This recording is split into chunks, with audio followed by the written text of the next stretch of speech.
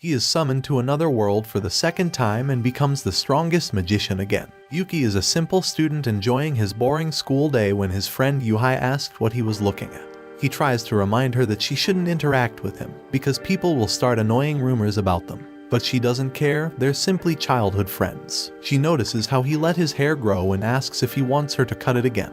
Yuki finally opens up a bit more and smiles at her, allowing her to do it and claiming she doesn't change. She smiles at him, happy that he accepted it, and tells her that they will always be friends. Yuki then looks outside and thinks about how the other world is doing. At that same moment, everyone sees the windows turn dark and a bring circle appears on the classroom floor. Everyone starts to panic, except for Yuki, who seems to understand what's going on. Seconds later, everyone from his class opens their eyes and sees they're in a wasteland.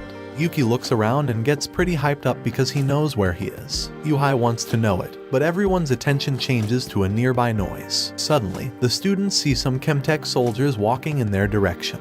They ramp up the pace, making the students run away due to their panic. Except for Yuki, who stands there because already knows about the magic power. Unwilling to see her childhood friend get hurt, Yuki quickly holds onto Yuki. At that same moment, one of the soldiers tries to smash them. Yuki uses only one finger to defeat it, and the two start running away. As they move forward, they see some foot soldiers running in their direction to fight against the first ones, whom they call demons. The students watch the two groups battle, but Yuki is thinking that the war should have already ended. After looking at the demons again, Yuki starts to feel pain in his chest and realizes he was cursed earlier. A girl riding a horse appears and tells the students to retreat into safety while the royal knights protect them. But Yuki seems like he already knows who's that girl. She and the remaining soldiers engage in a battle against the demon horde, using swordsmanship and magic. Yuki gets extremely surprised at how strong they look despite looking so young. Yuki doesn't seem surprised by it. Instead, he looks like he's proud. The two then start retreating, taking advantage of this protection.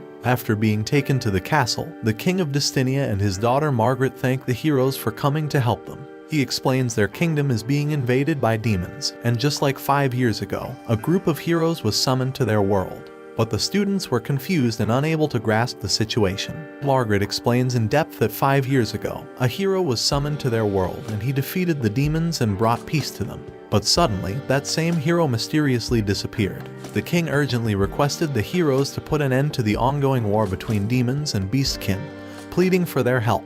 Every student was forced to learn and train their swordsmanship with Glein and magic with Elka. However, Yuki had intended to shirk away all the hard work and simply enjoy the ride. Elka noticed that Yuki was slacking off during training and called him out on it. She first commends his calm composure in this strange world, but then mentions that his selfishness is in pair with the former hero. She told him to go back to training, but he simply mocked her. She decided to teach him a lesson, but he simply ends up slapping her after dodging her attack. As she felt his hands hitting her, her heart skipped a beat. Yuki is the former hero. She knew it was him right away from the way he treated her. She couldn't help but express how lonely she felt after he left. Yuki was apologetic and reassured her that he was back for good. While he was using her as a chair, Glein appears without any idea of what's going on.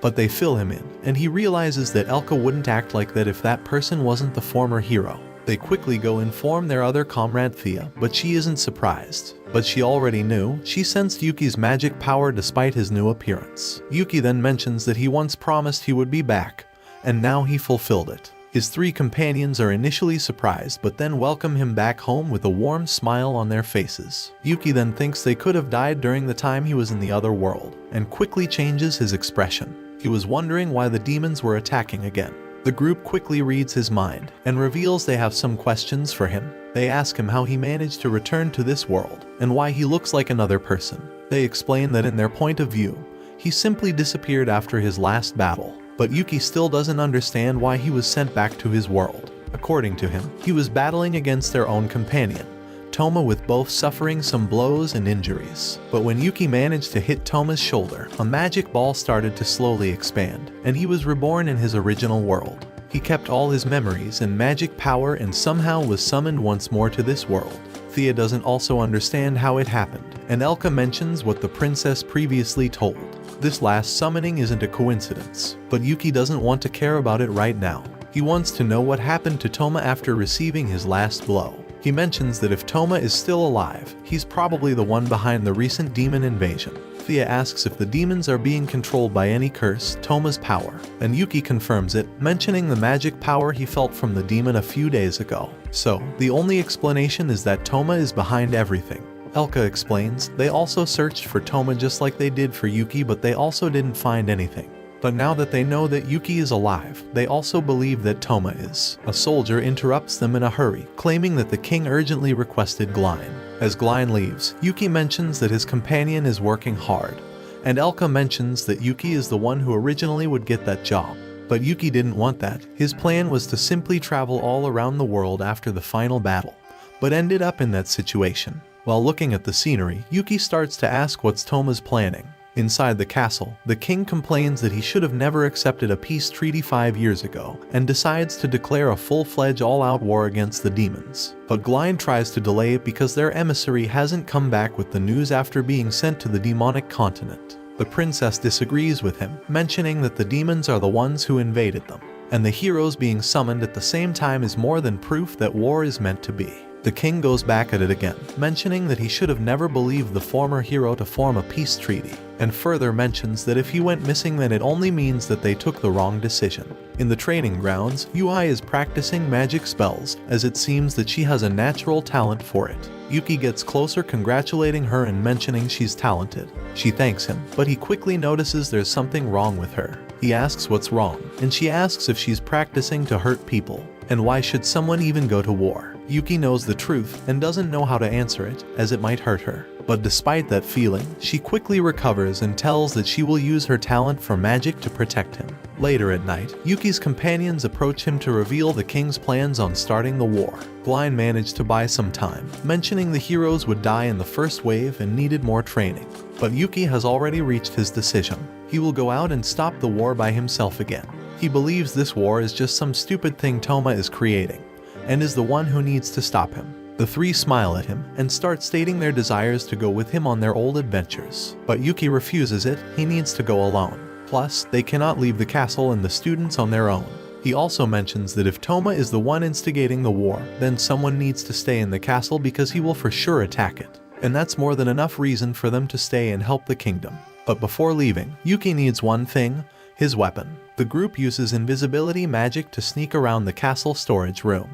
Elka goes ahead to knock the guards out, and the group mentions the old times when she always went in front during their dungeon explorations. She then starts to lockpick the room, but Yuki notices something strange and sees them entering it. Inside, Yuki sees a huge black sword that he calls Kiromaru.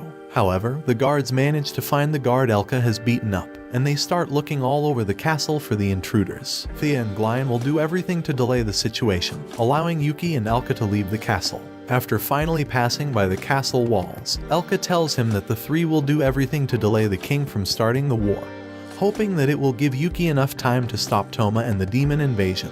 But at the same time, Yuki, who saw Yuki get into the storage room, managed to follow him. She rushes to his arms, asking why and where is he going. He decides to reveal the truth, explaining this is the second time he was summoned to this world, and that he needs to meet someone to stop this war. Yuki's eyes are full of tears, and she asks to come with him, promising she will be useful. But Yuki cannot allow her to get hurt, it's too dangerous for her. She can barely contain her emotions, but she remembers her promise. She tells him to close his eyes, and she approaches him. In an instant, she casts some wind and fire magic and gives him the promised haircut. She toughens up, and with a smile, and promises again that she will become strong and protect him. He knuckles her forehead and tells her that if she dodges it the next time, then she will pass the test and accompany him. Watch this next video. See you on the next one.